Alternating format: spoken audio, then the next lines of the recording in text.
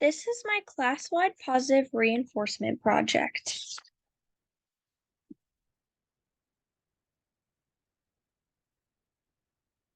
The target behavior that I want to address is wasting time after recess. The definition is students are taking more than 10 minutes to put their recess objects and coats away in their cubbies and to sit in their seats. Some examples are slowly putting coats away, standing in front of the recess bin for more than 2 minutes, standing in front of the cubbies and talking to one another. Some non-examples are moving stuff around in the recess bin so it fits correctly, waiting for a spot to open so they can put their things away. How this target behavior affects the classroom is the students are taking up valuable learning time by not putting their things away. They're in a big clump by the wall and standing around chatting to their classmates. They are not organized when they are putting their things away. They push each other out of the way or step into each other's paths, which is not safe. Many students are wasting time so they do not have to start a new lesson. The target grade level is first grade. So the replacement behavior that I would like to implement are students calmly and quickly putting things away after recess. The definition of that are students walking into the classroom calmly, forming a calm and quiet and single line. As students pass the recess bin, they put their objects away. They then stop at their cubbies before quickly sitting down. Some examples are stopping at the recess bin to put toys away, pausing for a second to put things in cubbies, and saying "excuse me" to pass by someone to get to their seat.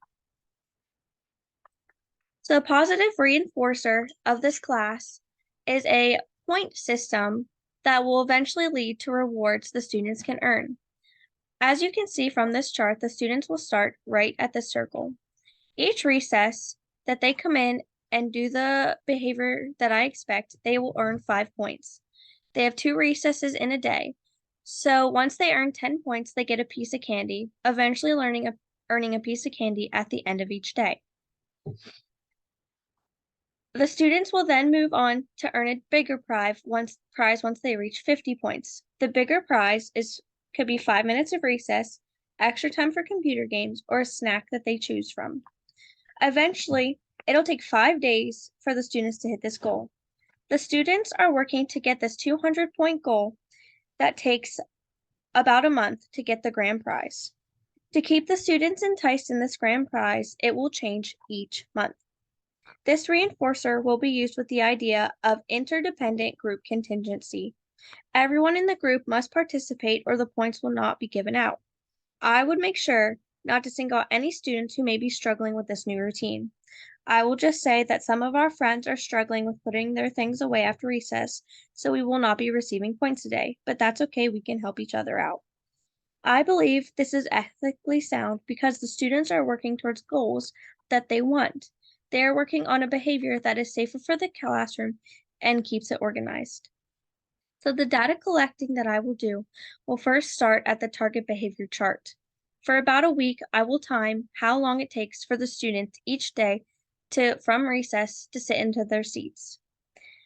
I then started to implement my behavior, but they were not quite getting the 5 minutes, so I upped it to 7 minutes.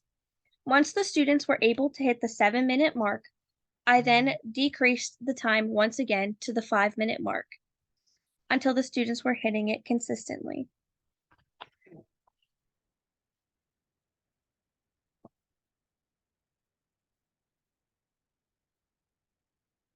To get this, to record this, I use duration coding.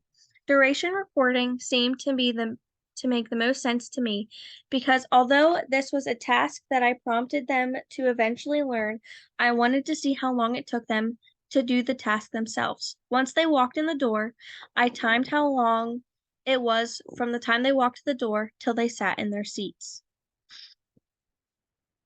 Some accommodations that I have for diverse learners.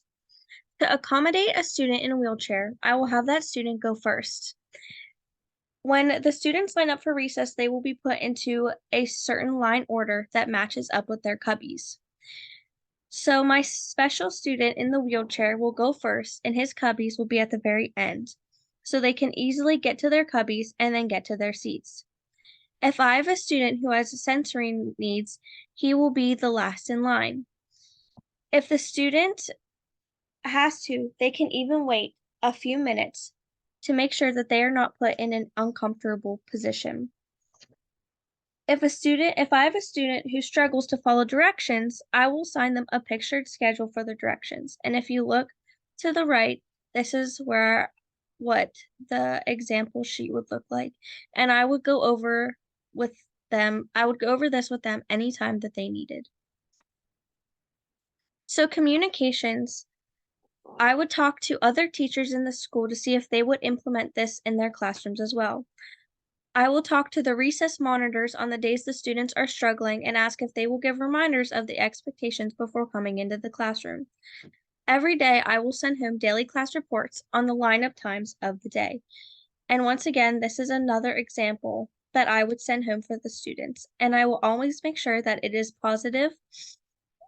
It is written in a positive way. And then these are my picture sources that I used. Thank you.